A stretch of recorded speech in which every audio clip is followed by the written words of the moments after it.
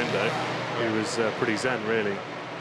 And again, you know, what we saw, his Hyundai started well, not as well as Norby. Norby got away really, really quickly. But unfortunately, the track was so narrow with the two Golfs in front, he couldn't make any headway. Very slow start for Aurélien Comte and for Ivan Muller. And a slow start as well for Gordon Shedden. And then the Volkswagen side-by-side. Benani with the inside. Huff trying to come back around the outside so that he gets position for the tight turn 6.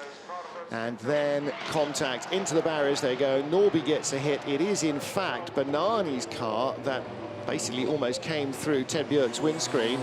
Brief fire, as he said. He hit the extinguisher button that put everything out.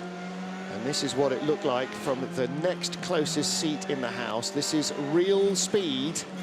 Where are you going? You try and avoid the accident, and it comes to find you.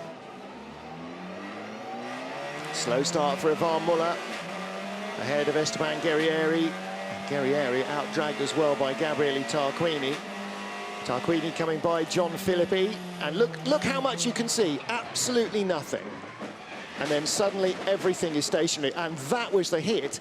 Guerrieri rather, shunted into the back, or into the side of the Golf, and the big hit from behind, I think, was a big concertina affair. Yeah. Jan Erlache's view.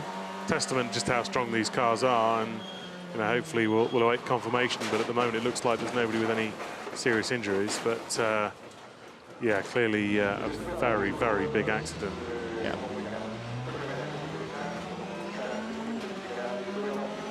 It did look as though Ivan Muller was in second on the grid. Now, normally they'll try and select neutral in the gearbox. Oof. Barriers already ripped out there before he gets to the scene.